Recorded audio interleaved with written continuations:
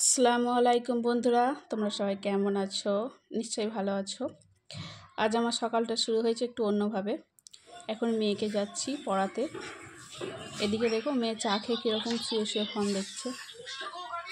আর হ্যাঁ, তুমি সকাল সকাল উঠে ফোন দেখছো, পড়বে না? না পড়বে না, পিঠটা ফাটাবো। ওঠো ওঠো, পড়তে বসো, চলো পড়তে বসো। নাও, এবার দেখবেন ওর কত রকমের আবদার আমাকে মানতে হয়। এই নাও, প্রথম থেকে একটু বলে দাও।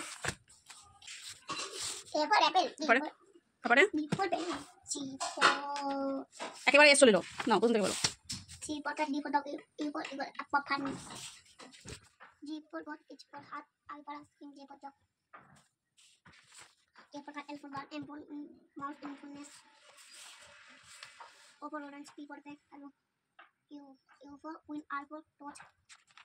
S for stand, T for tomato, U for umbrella, B for van. L for what? S for T. Why? Y for পড়াটা তো খুব দেখতে পেলাম, খুব স্পিডে পড়া হয়ে গেল, কিন্তু এই পড়াটা পড়াতে গিয়েও আমার অনেকটা টাইম লেগে গেছে। কারণ একবার করে পড়ে আর শুয়ে পড়ে, একবার করে পড়ে আর শুয়ে পড়ে, বারবার তুলে তুলে ওকে পড়াতে হয়। তাও আবার পড়তে পড়তে হঠাৎ মাথায় কীরকম আবদার আসে দেখুন।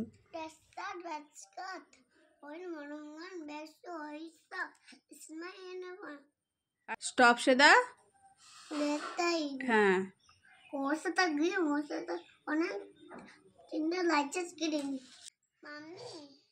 বলো।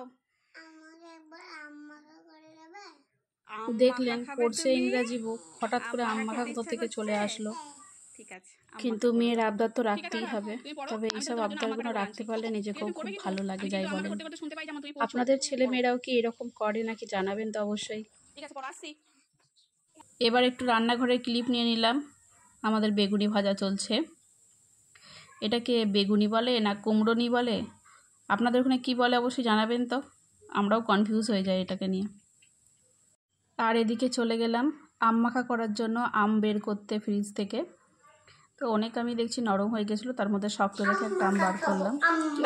এবার পড়তে পড়তে উঠে চলে এসে ছুটোছুটি করছে।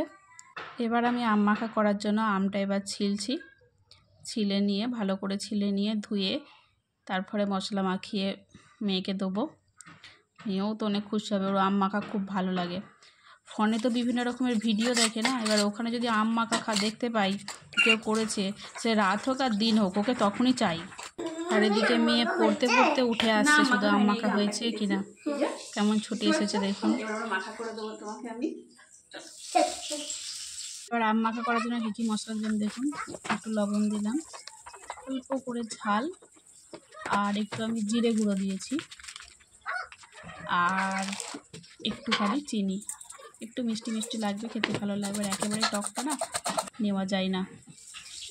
আমি একটু খেয়ে দেখি, টক টক লাগছে, বাট খুব সুন্দর লাগছে।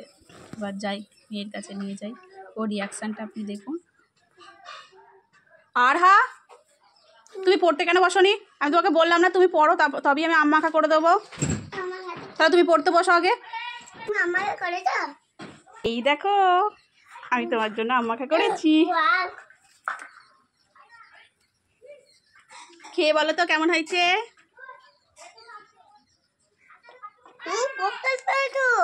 খাও না আগে, তারপরে তো বলবে। এরপর মেয়েও আমাকে একটু খাইয়ে দিল, তবে বেশ ভালোই লাগছে খেতে।